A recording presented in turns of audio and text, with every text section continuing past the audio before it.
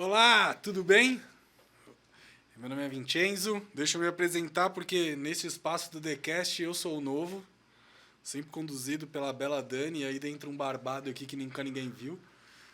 Sou um dos sócios dentro do Grupo D e com muito prazer eu vou fazer parte desse projeto que pra gente é muito querido, porque passam por aqui pessoas parceiras, competentes de mercado para trazerem visões pra gente muito bacana. E começando comigo, um super parceiro, um cara que eu admiro muito no mercado. É, para mim, Tadeu, mas eu queria que você se apresentasse, Tadeu, as pessoas conhecerem um pouquinho de ti, de onde você fala, depois eu engato um pouco os teus saberes, mas queria que você se apresentasse um pouquinho. Legal, Fer. Bom, eu sou o Tadeu Ferreira, sou da Primora. A Primora é uma consultoria de recolocação profissional. Eu fui headhunter durante alguns anos, recrutei executivos de média e alta gestão. Em 2014, virei a mesa e montei uma consultoria de outplacement para assessorar as pessoas em transição de carreira, desde a revisão do currículo até o job hunting, né, a busca por vaga. A Primora assessorou mais 5 mil pessoas em 9 anos, a gente completa 9 anos agora em 2023. E, enfim, conheci o Fer no mercado de outplacement. Ele falou que ele é Vincenzo, mas eu não consigo chamar ele de Vincenzo. Então, esse vai ser um detalhe da live. Ele é 2 pessoas nessa live. Live não, né? Podcast, né? E tô aqui para contribuir, cara, ajudar, enfim, que puder contribuir com todo mundo, tô aqui. Legal. E acho que quando a gente pensou em ti, acho que, como o Tadeu bem falou, ele tem uma visão muito bacana e aprimora um método muito interessante de olhar o mercado e entender o movimento do executivo. E uma das coisas que a gente vem discutindo muito no nosso processo é assim, como mudou pós-pandemia, como o mercado olha esse executivo, né? Tem até algumas provocações que eu vou te fazer, mas se a gente fosse pensar assim lá de quando você estava fazendo o projeto de carreira desse executivo lá antes da pandemia e hoje, o que você sente que esse executivo ele está sendo provocado de um outro jeito, de uma outra forma no mercado hoje? Você sabe, Fer, que essa reflexão ela se tornou mais profunda para mim, eu acho que agora nas últimas semanas, né? Eu atendi muito nas últimas semanas, né? Eu tirei uma semana em janeiro e depois, enfim, o ano começou e aí as últimas 3, 4 semanas eu atendi demais, muitas pessoas. Eu acho que eu fiz mais de 100 atendimentos, né? E tem algumas características que eu já consigo notar que o mercado ele está começando a cobrar ali. Mas antes da pandemia, eu via muito executivo tradicional, né? O cara que vinha naquela carreira tradicional, alguns tradicionalismos até para trocar de emprego, né? Até dress code, né? A pandemia ela começou a mudar vários aspectos, né? Sim. Mas tem um aspecto muito grave que eu acho que as pessoas não acompanharam, que é a digitalização do mundo, entendeu? Eu falava ontem como executiva de banco, um baita conhecimento, e ela ainda na dúvida se ela devia aprofundar os conhecimentos dela de Excel. E eu disse para ela, eu falei, cara, eu acho que você, pela área que você atua, você tem que aprofundar seu conhecimento do De dataísmo, da dados. religião de dados, de um Power BI, para não falar de Python ali, para você aprender a programar um pouco, entende? Porque mas eu sou executivo. Sim, mas o executivo que não entende da digitalização, o executivo que não entende, às vezes, algum termo, vai falar sobre. Conversava com um executivo que está na Alemanha. E aí ele falou assim: cara, eu fiz um curso no Brasil, me senti um dinossauro, porque eu não entendi os termos Sim. de startup, de mercado, de alavancagem. Eu estava falando com. Futures, que outro dia eu falei para uma pessoa, a pessoa me olhou com uma cara, você nunca ouviu falar nisso. Não é, cara. Eu tava falando com o meu irmão que trabalha na Amazon, você sabe. Ele falando, não, porque a gente tá trazendo profissionais de pink money e tal. Cara, tem que entender um pouco, o mercado está mudando. E a própria indústria, onde talvez teria um quê mais tradicional, ela está mudando. Né? Agora, em 2023, a gente está fechando 22, 23 com essa quantidade gigantesca de layoff. E tem muito, cara, gerente de projeto, às vezes um cara de manufatura, um cara de supply chain que saiu da indústria tradicional, de uma grande companhia, e ele foi para uma indústria digital e ele sofreu com o layoff agora das big techs, né?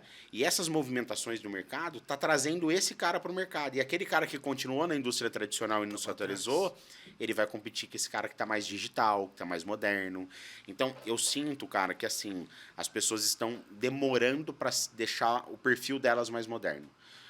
Eu tenho uma característica, você sabe, a Primória de Campinas, né? E eu sempre falava, cara, aqui a gente tem uma característica de currículo aqui em Campinas que é assim: fez faculdade PUC, Unicamp, Unimep em Piracicaba, talvez aqui em São Paulo 3, 4 particulares ali, uma Mackenzie, alguma coisa assim, e uma pós na FGV. Né? E assim, isso não muda mais carreira nenhuma. né? O cara que está ali, às vezes, sem formação acadêmica, com 70 digital. cursos atualizado. E eu falo isso muito para executivo, Fernando, que eu vejo a galera entrando em entrevista e falando com a gente em processos, assim, conversando. E ele fala, cara, mas qual que é a minha diferença pro rapaz de 30 anos ali? Falei, a diferença é que ele sabe falar desse mundo novo. E ele sabe se vender no mundo novo. Você não sabe nem os termos. Você não está nem atualizado com relação aos termos. Né? Então, eu tenho estimulado muito a galera falando assim, ó, vai fazer um curso mais moderno, faz esse curso aqui da Start, esse aqui da Conquer, vai aprender algumas coisas diferentes, vai digitalizar a tua cabeça. Mas eu sou de finanças, tá tudo bem, vai aprender um pouco mais. Um executivo de finanças, um CFO de finanças hoje, que não souber o que é uma fintech, ele tá morto, cara, no mercado. Né? Porque ele pode ser questionado. Pode ser uma indústria de, cara, que vende, sei lá, produto de limpeza que limpa chão em alta escala, B2B.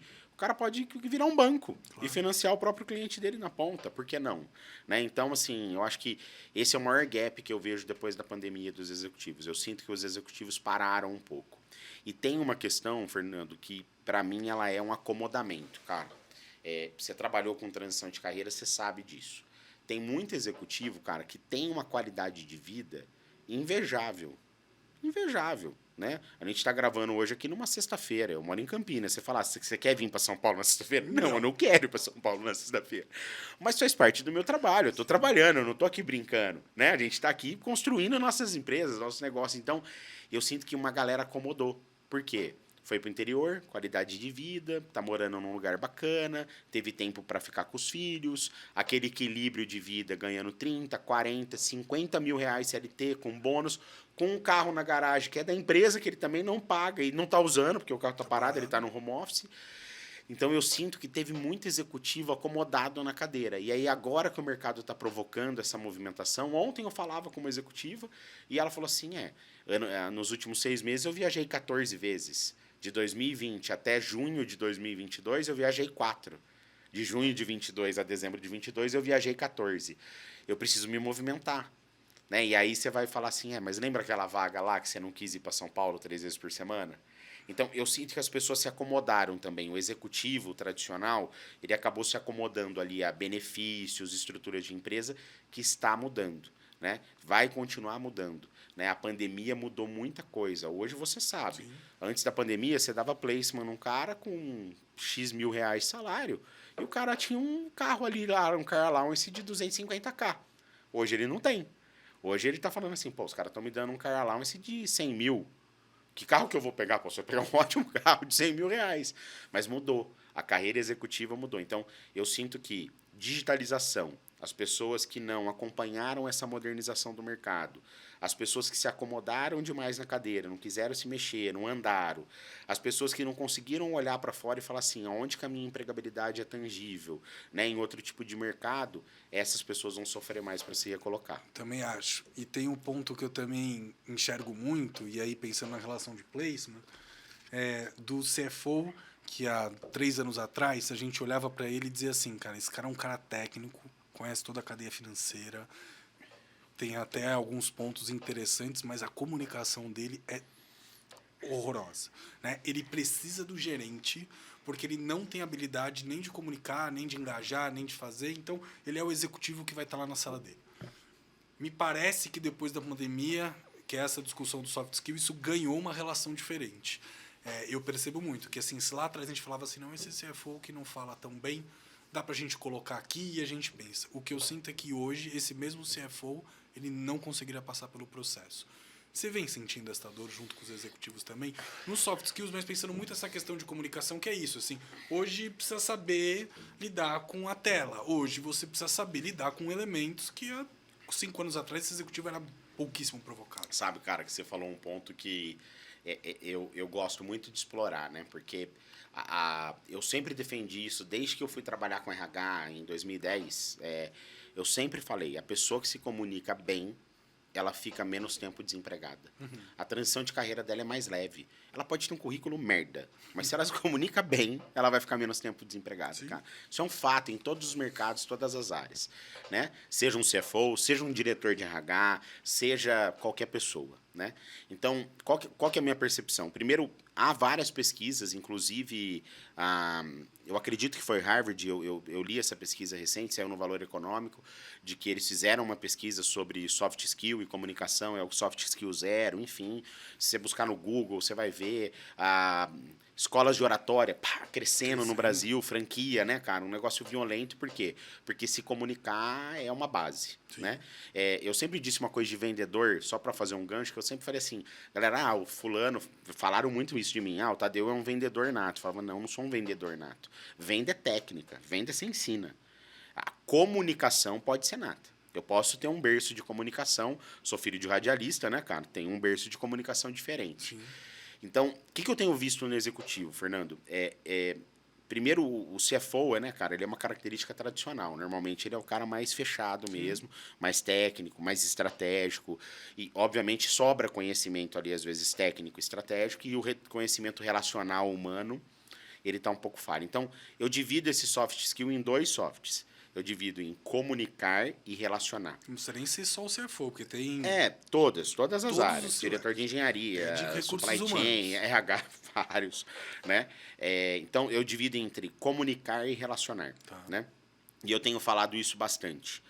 Eu sou bom eu sei ser um bom relacional, porque, às vezes, se eu tenho um bom relacional, eu não preciso ter uma boa comunicação. Eu sei manter as minhas relações muito bem mantidas, eu sei acompanhar as minhas relações, eu sei colocar processo nas minhas relações.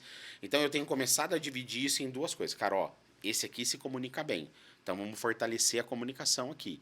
Esse aqui é um relacional forte, mas ele precisa de processo.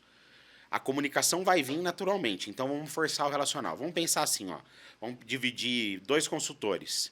Até no nosso mercado. Vamos falar de hunting e de carreira, tá? Tá bom. Você tem aquele consultor mais relacional. Sim. Focado no processo, as relações fluem bem, mas a comunicação, às vezes, mais truncada, mais dura. Então, ele se apoia mais no processo. Sim. E você tem aquele mais relacional.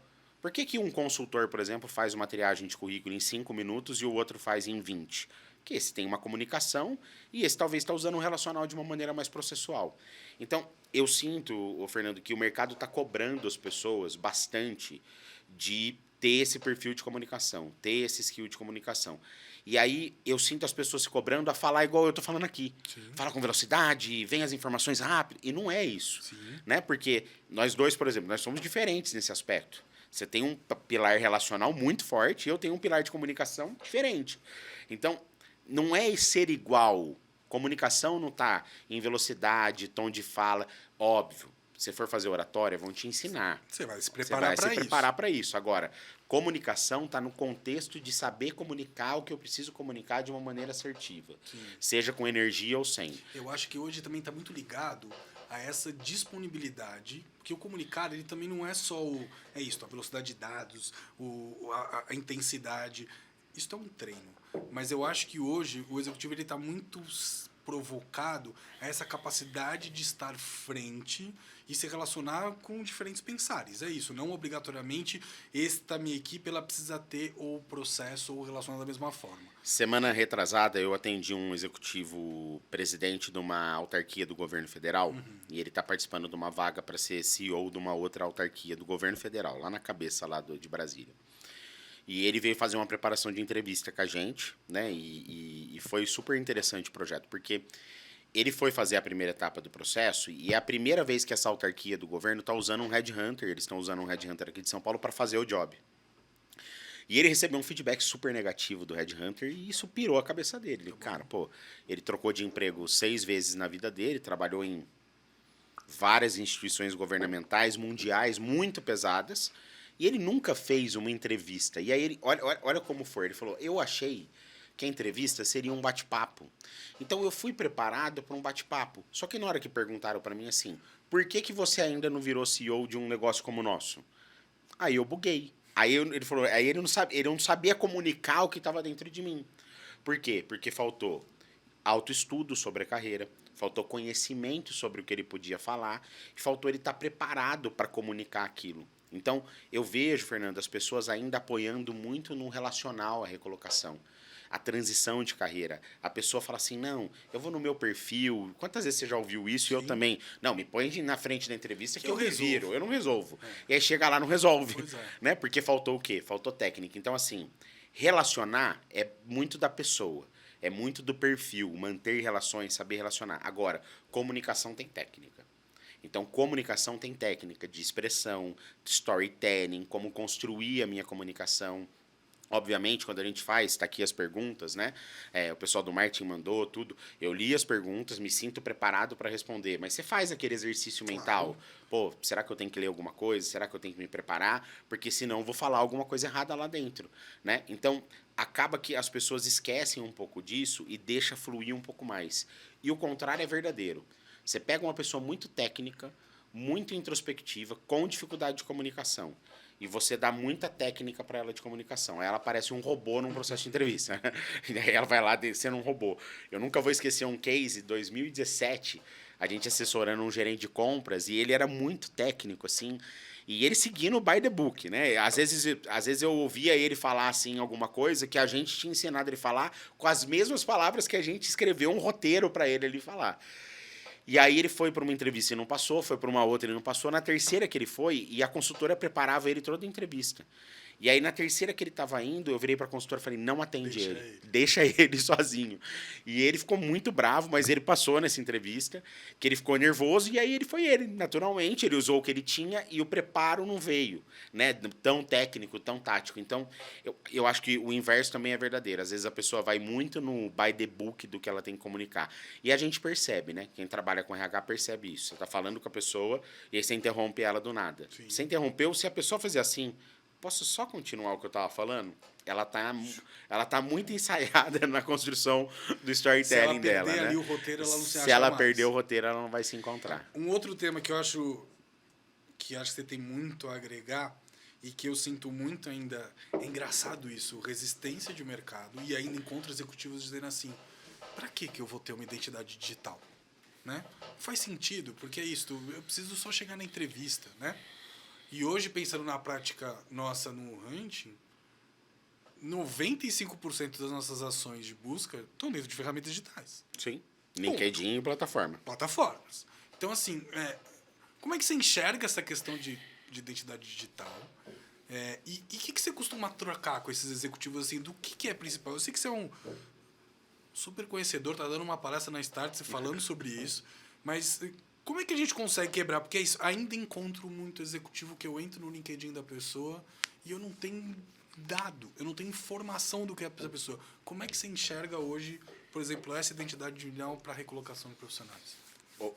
Eu acho assim, Fernando, eu estava até vendo. Eu entrei no LinkedIn, cara, em 2007. Então, eu vou fazer aí, né, bons anos aí de LinkedIn. Tô falando de 16 anos que eu tô usando a ferramenta, cara, né? Então, eu sou íntimo da ferramenta, né? O LinkedIn, inclusive, cara, eu não sei fazer um cálculo, mas ele construiu minha empresa. Eu tenho certeza absoluta que a minha empresa de recolocação foi construída pelo LinkedIn. É normal eu falar com uma pessoa que me viu no LinkedIn falando alguma coisa e fala, Tadeu, eu sinto que eu te conheço. Né? A gente grava toda segunda-feira à noite, faz lá um nosso... como que vai o mercado. E, cara, as pessoas falam isso. Então, assim...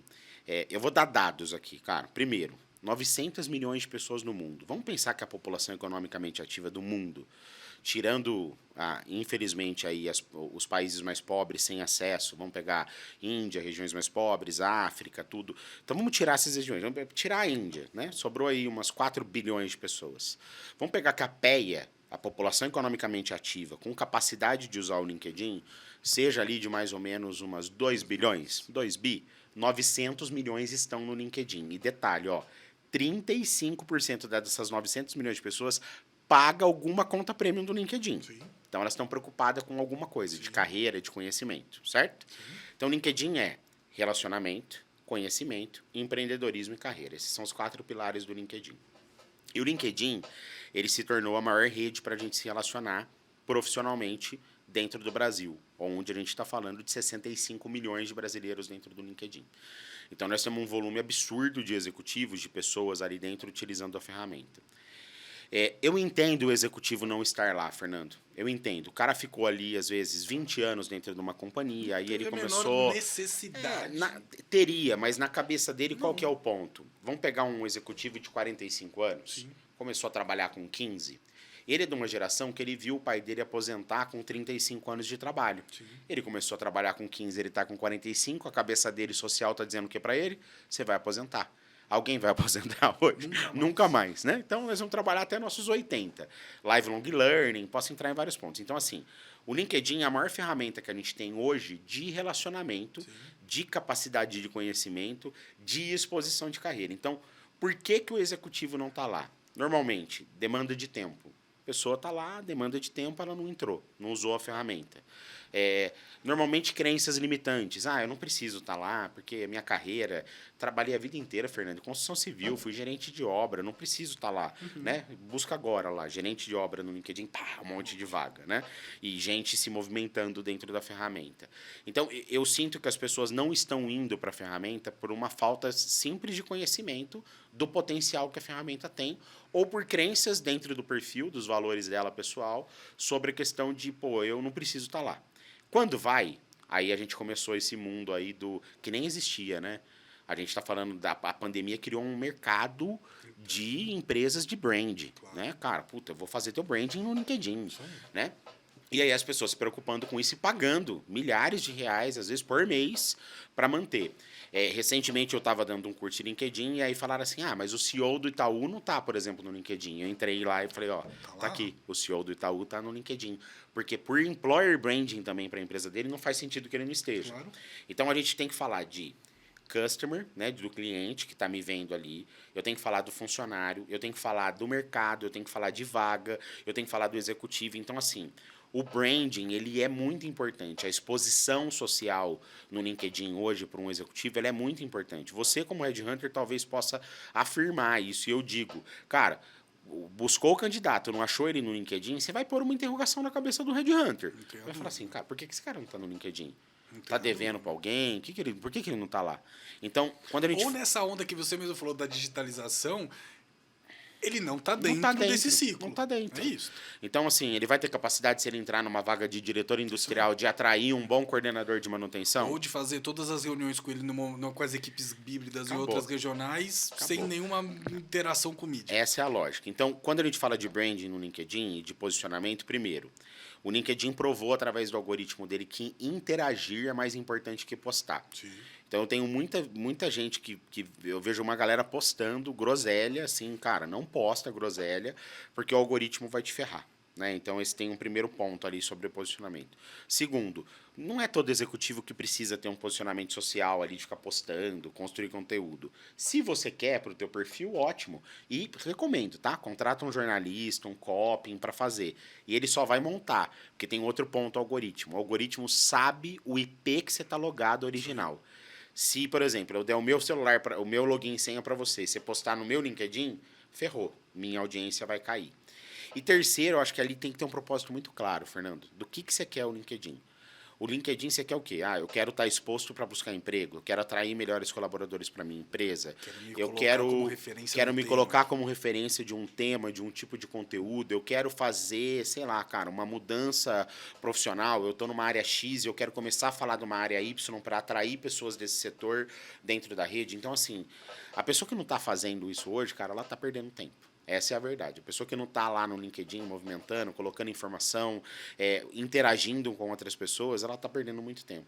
Né? Eu tenho uma pauta, e você sabe que eu tenho essa pauta, eu falo de headhunter no LinkedIn. Né? E ela é uma pauta muito importante. Né? Porque o headhunter, ele é colocado, você sabe, é colocado num pedestal e esquece de que ele é um ser humano normal. E tem um ponto, gente, headhunter não trabalha para candidato, tá? Então, é importante as pessoas saberem isso. Headhunter trabalha para o CNPJ buscando cabeça. Job Hunter trabalha para o CPF buscando CNPJ. Essa é a base do mercado. Por que eu estou falando disso? Porque a partir do momento que eu me posiciono, e aí você tem que entender o conteúdo que engaja. Quando eu falo de Headhunter, meu conteúdo engaja muito. Claro. Eu sei que é um conteúdo que traz uma atenção diferente para o meu LinkedIn. Em vários lugares, tanto o Headhunter como o próprio candidato. Só que, gente, eu entrei em 2007 no LinkedIn. E eu estou estudando o algoritmo há anos e ele muda toda hora e assim, não é fácil manter uma audiência. Nada. Se vocês verem os LinkedIn Top Voices de carreira de 2023, é sensacional o que aconteceu. Tem Top Voicer ali recebendo 20 curtidas num post. Porque curtida não gera nada, gente. O que gera é conteúdo. O que eu estou entregando. Então, você quer ser referência no LinkedIn? Entrega conteúdo. Entrega conhecimento. Entrega teu conhecimento de maneira gratuita. Ó, eu vou te ensinar sobre isso de uma maneira gratuita. É isso que o LinkedIn está olhando. O LinkedIn acredita que pessoas que entregam conteúdo, conhecimento de uma maneira transparente na rede são as pessoas que ele quer ter engajando dentro da ferramenta. Então, enfim, acho que até estendi demais a resposta, Não, mas eu acho tentei muito passar legal por tudo, pensar, cara. porque tem um olhar também do LinkedIn, onde as pessoas entendem, e aí já entrando num outro ponto, quando você pega as pessoas usando a ferramenta, ela tá muito para ter o seu perfil como se fosse uma ideia de página de Facebook ou de uma página pessoal, se eu querer ir fazendo um retrato, um recorte profissional, e network. Foram essas duas primeiras palavras. Quando você fala desse posicionamento de conteúdo, acho que você está falando de uma onda nova que as pessoas estão se descobrindo, mas que ainda é muito network. E ainda o que eu percebo, e eu outro dia até postei um texto falando muito disso, de como a gente, quando a gente faz isto, qual a diferença de ser oportunista e de fato de fazer um network estratégico. E aí vou usar um exemplo simples de uma pessoa que me acionou, eu não conhecia a pessoa, e ela mandou assim para mim, Fernando, tá aqui meu currículo, você pode dar uma olhada? Era esta a mensagem da pessoa para mim. E eu, como vim de carreira, eu me sinto muito na missão de lugar com o Red Hunter. De doutrinar a pessoa. E também de descer um pouco do lugar e tentar ajudar um pouco na Claro. transição, né? E aí minha resposta mais espontânea para a pessoa era assim, eu sou pai, sou marido, sou amigos. Hoje, na minha rede pessoal, eu tenho 10 pessoas me perguntando a mesma coisa. Dos clientes do Grupo D, eu tenho mais 35 pessoas. Da minha rede de indicações, do Tadeu, dos meus parceiros de grande... Tem mais... Por que eu vou parar esta cadeia toda e vou falar diretamente contigo? Esta abordagem não funciona. Esta abordagem me parece uma abordagem não oportunista no sentido de que só um lado ganha. Você ganha se eu olhar o seu currículo, mas na relação, onde eu estou ganhando? Então, pensando nessa relação de usar a ferramenta com o objetivo de abrir no network, o que você acha que diferencia um contato para um parceiro que coloca a pessoa num lugar exposto, e tem muita gente que fala isso do LinkedIn, né? Você fala assim, manda uma mensagem, fala, cara, mas não vou mandar essa mensagem, eu não conheço a pessoa. Então, assim, ela está fazendo uma relação pessoal, ela não está fazendo uma relação de negócio. Qual que é a melhor estratégia para quebrar essa relação de oportunismo e network? Nossa, eu poderia trazer print aqui para você de muitos exemplos. Né? Eu fiz um post ontem e um cara comentou assim no post. Tadeu, posso mandar meu currículo para você comentar, compartilhar com a tua rede? Por tipo, quê? eu respondi para ele, cara, eu vou te mandar uma mensagem no inbox. Né? E aí fui cumprir a função social da nossa carreira de explicar para ele como é que funciona o mercado gratuitamente. Né? Embora ele podia ter buscado no Google, que ele Mas encontrar entregar também. conteúdo, é Né? isso. Mas vamos lá. A abordagem, cara, tem técnica pra gente abordar, né? E relacionamento, abordagem, o LinkedIn fez um estudo ano passado do algoritmo dele, provou que relações novas geram mais recolocação do que relações antigas, né? Através do algoritmo ele conseguiu provar. O que isso quer dizer na prática? Tem várias vertentes, né? É óbvio que uma relação nova, eu conectei com uma pessoa, pus ela na vaga porque eu estou buscando ela. Mas ela vai gerar. Então, relações mais frágeis geram mais resultado. Só que a relação frágil, ela tem que ser bem abordada. Então, eu vou falar de 3 abordagens aqui. RH abordando o candidato. Headhunter abordando o candidato. Né? O candidato, gente, RH, Headhunter, o candidato tem dor também. Quando você aborda ele, chama ele, faz uma primeira triagem, fala, me manda teu currículo para essa vaga, e nunca mais responde, kind of boring, né? Você tem não é esse delicado. interesse nessa posição. Você O tem que interesse você nessa acha? vaga? Tenho muita. E não responde. Cri. Né? Então, assim, senhores RHs, Headhunter, vamos pensar no candidato também. Né? Ele não é produto, né? É um ser humano, mas tudo bem. Sim. Agora vamos falar do candidato, né? Porque eu acho que desse lado é que eles erram mais, inclusive. Né? Candidato, normalmente, ele vai abordar e faz isso. Segue meu currículo. Né? Tô mandando aí. Né? Essas abordagens. Então, eu sempre falo assim, cara, contextualização, ou seja, contexto, porque eu estou fazendo isso, e objetividade. Uma abordagem no LinkedIn ou qualquer canal relacional para recolocação, ela tem que ter contexto e assertividade. Né? Quando a gente fala assim, Pensa assim, ó, eu mando uma mensagem no teu WhatsApp de áudio de 1 minuto e não falo o meu nome. Concorda? Eu não tenho você no meu WhatsApp. Você não sabe quem eu sou. É a mesma coisa que eu ligar, falar 1 minuto com você no telefone e não me identificar. Sim. Alguém fica 1 minuto no telefone com alguém que não se identificou? Sim. Você não fica 10 segundos. Se a pessoa começar a falar assim, desculpa, quem que é? Não é a primeira coisa que você vai perguntar? Quem tá falando? Agora o LinkedIn te dá a chance de você ser auto-identificado, né? Tá lá teu nome, teu link, você já sabe quem é. Então, minha recomendação é sempre assim, Fer, que a pessoa tem que ter contexto e assertividade. Fernando, vi uma vaga que vocês estão conduzindo no grupo D e entendo que posso ter aderência ao perfil. Podemos conversar? Pronto. Dentro. Não vou mandar currículo. Podemos conversar? Eu estou pedindo uma oportunidade de me relacionar. Fernando, eu não vi nenhuma vaga no grupo D, mas eu não tive nenhuma relação ainda como candidato com a sua consultoria. Faz sentido a gente se conhecer? Dentro, vai Uma responder. que eu gosto muito é assistir a tua conversa com o Tadeu e vi que vocês falaram sobre oportunidade. Queria falar um pouco mais e entender o mercado. Acabou. Queria entender o mercado, queria me apresentar, né? Ao invés de falar assim, segue aqui o meu currículo e um textão sobre coisas que eu acho que eu sou bem foda e eu vou te falar aqui que eu acho que eu sou, né? Então, a pessoa manda aquele texto gigantesco e não tem contextualização. Então, dentro disso, Fernando, eu vou separar as pessoas entre 2 tipos de pessoa. Porque como consultor de carreira, cara, você sabe que a gente encontra essas 2 pessoas. Você encontra a pessoa sem senso e a pessoa sem conhecimento. E elas são bem diferentes. Super. O cara sem senso, a executiva, a pessoa ali sem senso, ela não tem senso mesmo. Ela acha que o mundo gira em torno dela, ela é folgada pra caramba e ela vai lá e manda e acha que você tem que fazer o favor de ajudar ela, entendeu? A pessoa sem conhecimento, ela vai errar e vai ser ensinada e nunca mais ela vai errar, porque ela não tinha conhecimento. Parece, eu não sei se você vai concordar, depois de tantos anos lidando com gente, parece que você consegue ver elas na rua, né? A pessoa passando e falar que ele não tem senso, que ele não tem conhecimento, né? Você consegue identificar as características, né? Porque tem gente que não tem senso. Você trabalhou com outplacement, você sabe o que eu vou te contar aqui, você já viveu. Né, gente, outplacement não é de graça, tá? Consultoria de recolocação não é de graça. É só para contextualizar, aproveitar aqui a oportunidade, Fernando. Né? As pessoas pagam, tá, pelo serviço, né? Porque tem gente trabalhando e também não é no sucesso, não é um trader, né? Pega o currículo, joga no mercado e tenta recolocar a pessoa. Não é assim. E Headhunter também não é de graça, tá? Headhunter cobra da empresa, a empresa paga dinheirinho pro cara fazer a vaga. Então, depois pegar esse pedaço e consolidar no mercado.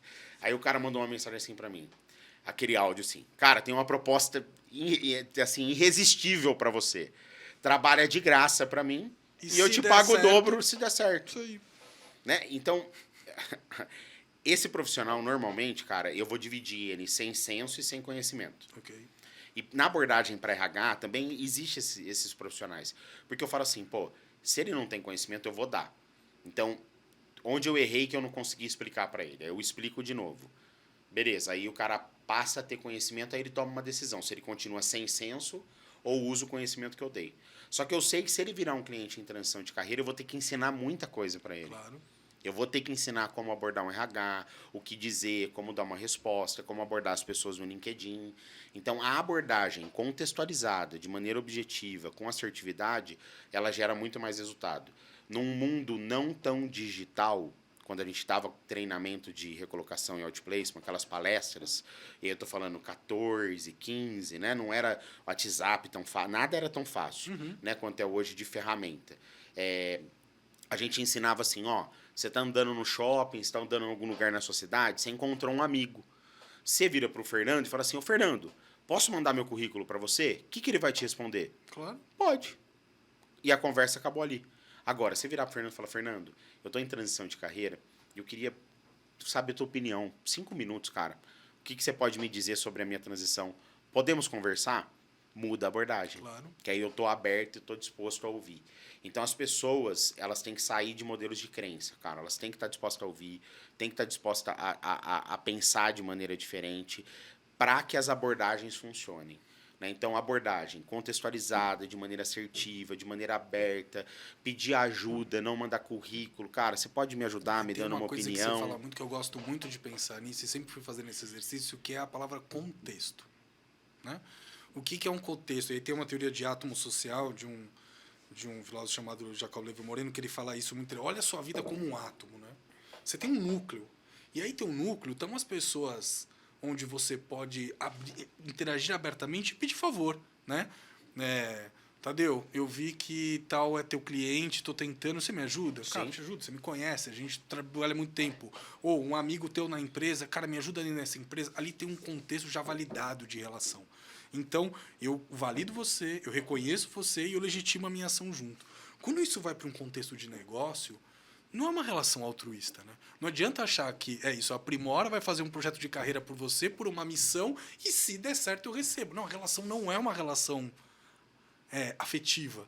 É uma relação de negócio. É uma relação o profissional. objetivo é você ter um ganho na sua posição e ter o desenvolvimento da sua carreira, e a Primora tem na busca remuneração. de remuneração. Sim. Então, é uma relação de negócio. Então, nesta comunicação de contato, ela precisa ter um ganho para ambos os lados. Então, fazer o contato com alguém que não é de uma rede afetiva, sem pensar nos pontos ganhos ambos os lados, ela é uma relação ruim. Né? Ela é uma relação que aí fica um pouco desse oportunismo, que para mim é muito nesta relação de consumo, como a gente tem, é de imaginar que assim, eu simplesmente vou te acolher porque você está me pedindo. E que gera nas pessoas, você deve sentir isso.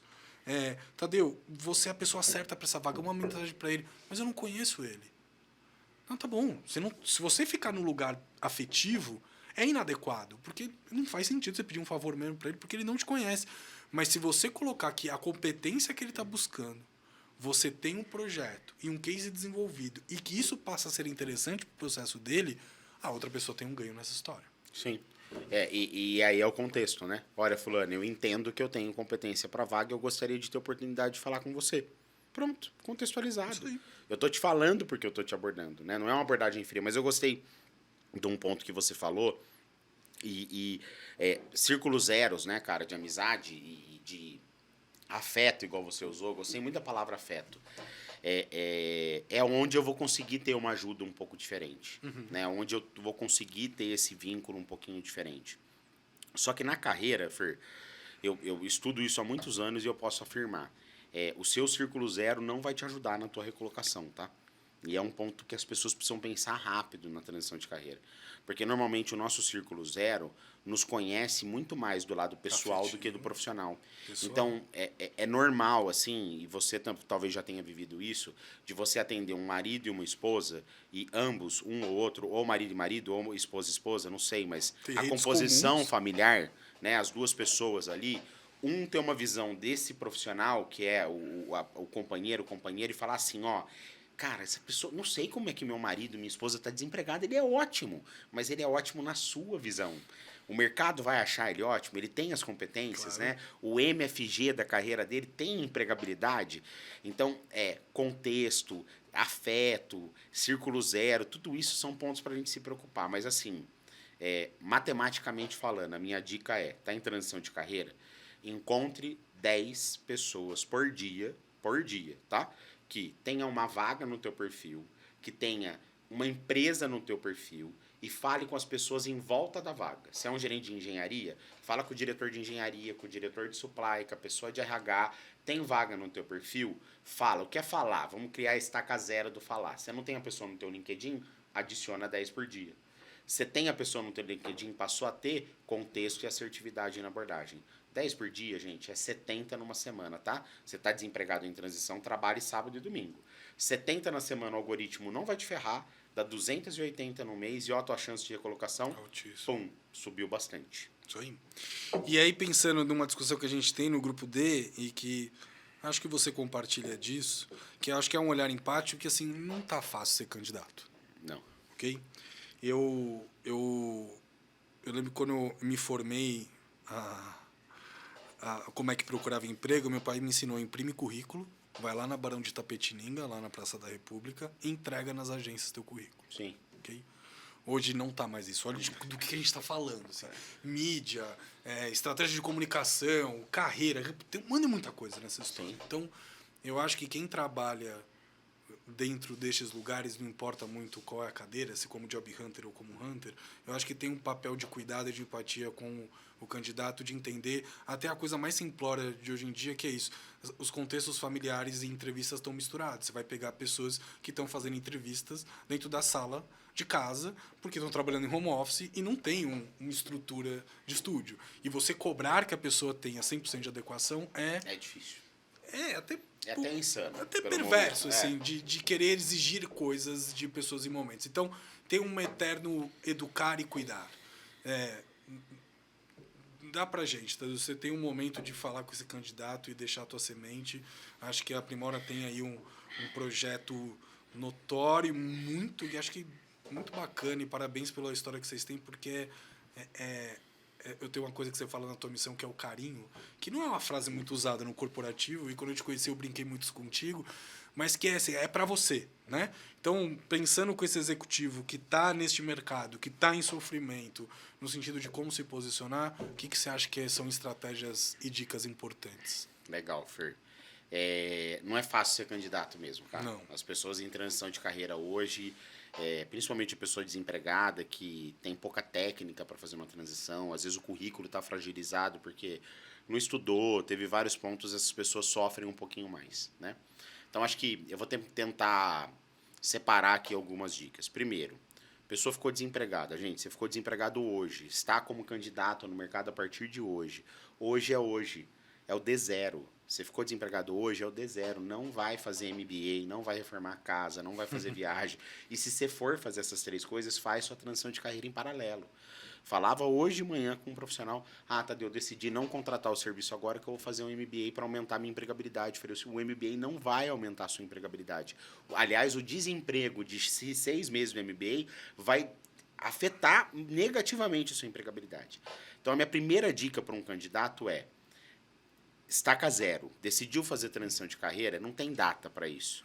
Não tem carnaval, não tem Natal, não tem Páscoa. Você já está na transição, então não tem data, tem que fazer. Primeira dica é essa. Segunda dica, você já me ouviu falar isso. Transição de carreira é mais digestivo do que intelectual. Por quê?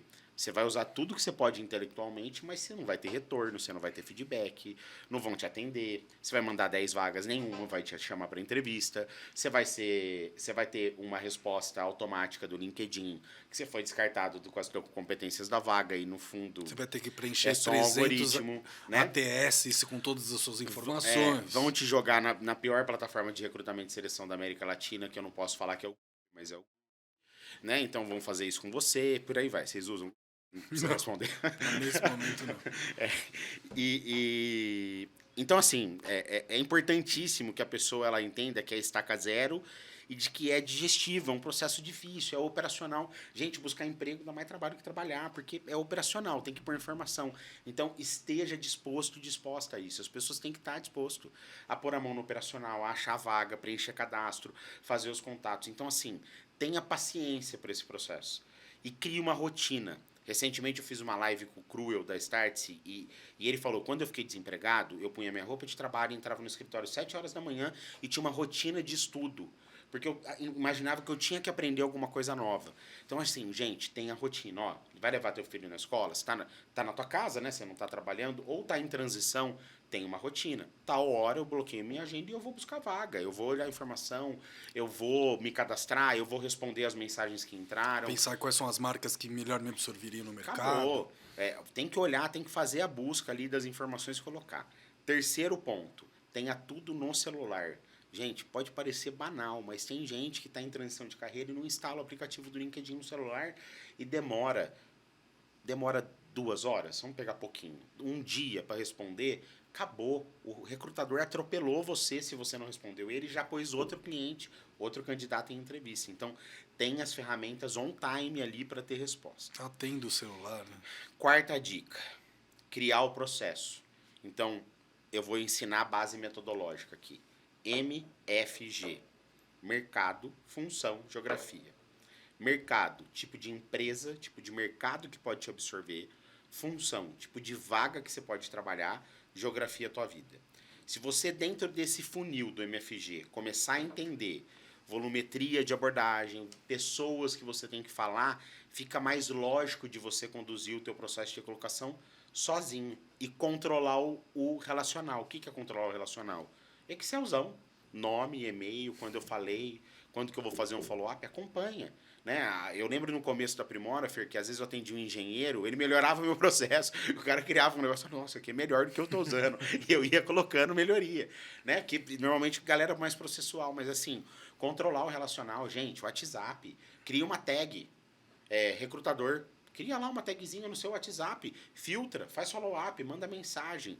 E aí vamos para o próximo ponto. Dica para o candidato. Follow-up. 24/7/30. Não sou eu que inventei. Isso foi inventado pelo Ivan Meisner, que é o criador do BNI, que é um grupo de negócios, que é o Business Networking International. Tem muito conteúdo lá gratuito, tá? De networking, que é para empresário, mas é só você mudar teu mindset, pensar em transição de carreira. E ele criou essa metodologia de follow-up. 24 horas, 7 dias, 30 dias. Fiz o contato. O RH me disse que ele vai me retornar em 10 dias. 24 horas depois eu vou falar para o RH. Obrigado pelo contato ontem. Eu não vou perguntar para ele, você vai mesmo me retornar em 10 dias? Eu vou só agradecer. Eu vou passar, só passando para agradecer. Tive interesse na conversa de ontem. 10 dias é o tempo que o RH deu, certo?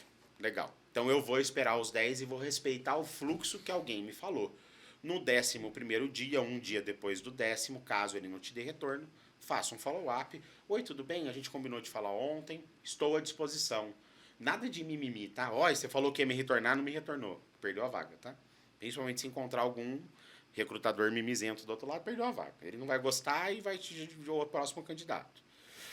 30 dias é o último follow-up. Se a pessoa não respondeu ali, 30 dias você faz um follow-up de, fiz uma entrevista com você há 30 dias atrás, acredito que não deu certo, estou à sua disposição.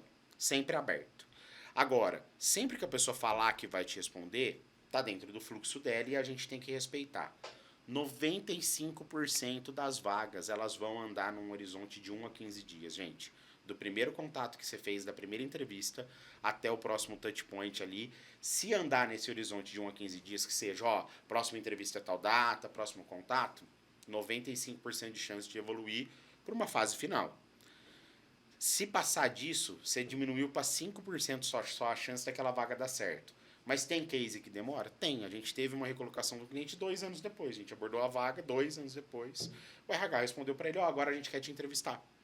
Tudo bem, pode acontecer. É raro. 5% de chance ali. Então, se não evoluir nos primeiros 15 dias, senhor candidato, candidata em transição, tenha paciência. Tenha paciência. E tem uma coisa, Fernando, que eu vejo as pessoas continuando fazendo isso, cara, e isso me assusta de verdade. A pessoa ficou desempregada hoje. Aí ela recebe um contato hoje. Oi, Fernando, tudo bem? Você ficou desempregado, né? Então, tem uma vaga aqui. Você quer conversar comigo? Quero. Aí ele vai para a vaga. Aí esse vai para a vaga já virou 15 dias. Aí tem um feriado no meio que virou um mês, beleza? Aí o gestor está viajando, vai voltar de viagem, virou 45 dias. De repente virou 60 para fazer a segunda etapa.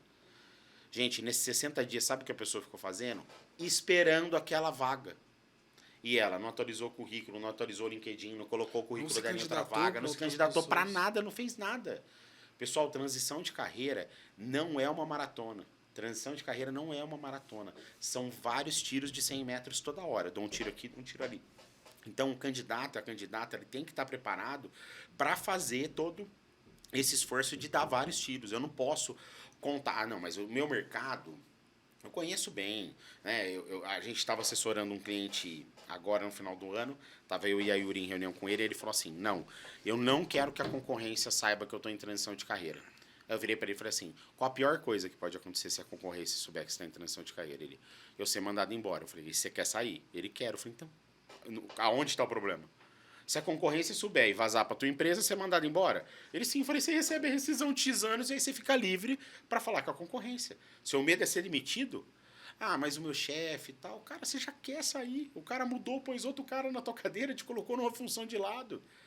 Então, eu sinto um certo apego a algumas questões das pessoas. Então, o candidato, Fer, desafio, operacional, criar lista, fazer empresa, buscar vaga, ter rotina, ter paciência, partir do pressuposto de que ele não vai ter resposta. A partir do momento que eu entro numa relação com a minha expectativa controlada, não é melhor? Claro. Cara, eu vou partir do pressuposto de que eu não vou ter respostas. Já foi naquele restaurante que você entrou, olhou e falou assim, puta merda, cara, errei. Sentou na mesa, dá aquela grudada na mão, sabe? Errei. Você pode ser surpreendido, pode vir uma comida sensacional, mas pode vir a comida na mão grudada, errei. Então já entra com a expectativa controlada. Cara, não vai dar certo. Não vai ter o retorno. Ou, puta, eu quero fazer dar certo. Ou preciso abrir várias frentes como essa. Agora, em janeiro, a gente tava falando com uma executiva, cara, super bacana, vou até te mandar depois o perfil dela. E ela falou assim, eu conversei com o meu mentor e a gente colocou uma meta de eu me recolocar até março. Eu falei, que bom, então faz a recolocação com o seu mentor. Porque não existe isso em recolocação profissional. Eu não posso pôr uma pressão em cima de mim de falar assim, até março eu quero estar num novo emprego. O mercado não é assim. O mercado não é assim. Pode levar 1 ano para uma pessoa fazer uma transição, como pode levar 15 dias. De aparecer uma vaga num espaço de tempo ali muito curto e a pessoa logo recolocar. Então, bom, falei pra caramba, né? E assim, tenha com quem conversar. O candidato sozinho, né? É quase como a cabeça do empreendedor. Empreender é muito solitário.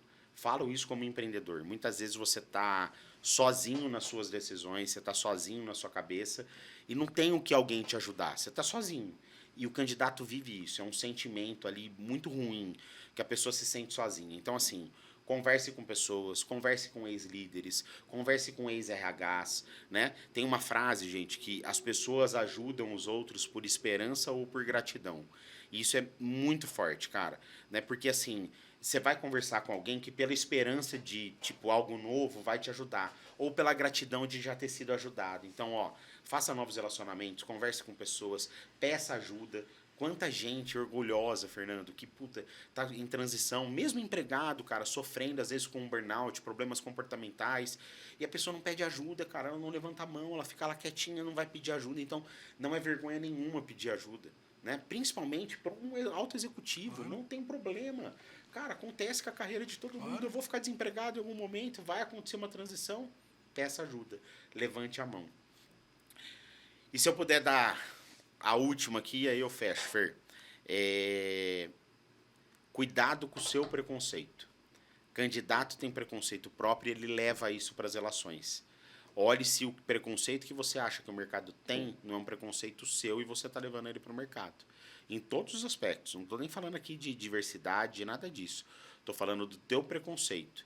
Atendendo um cliente de uma usina esses dias, ele falou, cara, eu nunca quero trabalhar em multinacional. A pergunta, por quê? Porque os meus amigos que forem para multinacional, cara, só sofreram, cobranças, sabe, um ambiente diferente. Eu falei, mas o que quer dizer que vai ser igual para você? Os seus amigos têm a resiliência, a carreira, a competência que você tem? Aí ele, são perfis diferentes. Então, qual o problema de você trabalhar numa multinacional? Tem de tudo, tá? Então, assim, galera, eu acho que cuidado com as suas crenças pessoais, os seus valores, esteja bem apta a ouvir, empatia, abertura, porque senão vai ser cada vez mais difícil fazer a transição. E o Headhunter, galera, ele é teu amigo, tá? Dentro do processo. Ele não vai te responder dentro do tempo hábil, porque ele tem muita vaga para fazer. Ele não vai pôr você em todas as vagas. Ele vai ser sincero e falar, seu perfil não cabe nessa vaga, muito obrigado. Às vezes o feedback vai ser evasivo mesmo, porque ele não vai nem ter paciência, às vezes, de te dar, ou nem tempo. Então ele vai falar assim, o RH escolheu outra pessoa, né? E nem sempre ele vai conseguir te dar feedback. Então, assim, só que ele é uma ferramenta. Headhunter é ferramenta. Né? Se você buscar Headhunter no LinkedIn hoje, filtrar por Brasil, você vai ver que tem 33 mil Headhunters ali dentro do LinkedIn. Né? Na base da Primora hoje, a gente tem uns 4 mil. Então, vamos pegar aí 12% do mercado, está na nossa mão, a gente conhece as pessoas. Então, assim, pensem nesses pontos que eu acho que é importante. Muito bem, meu amigo. Muito obrigado. Quem quiser acompanhar o Tadeu, ele falou, tem uma live toda segunda, 19 horas, como vai o mercado do Tadeu, com temas muito bacanas que falam de transição, mas também falam de comportamento de mercado, que eu acho que é uma dica também importante, entender como o mercado se movimenta. E da nossa parte, muito obrigado. Assim, eu que agradeço, Fernando. Prazer estar aqui, prazer sempre trocar contigo. E esse é o TheCast. Um abraço para todo mundo.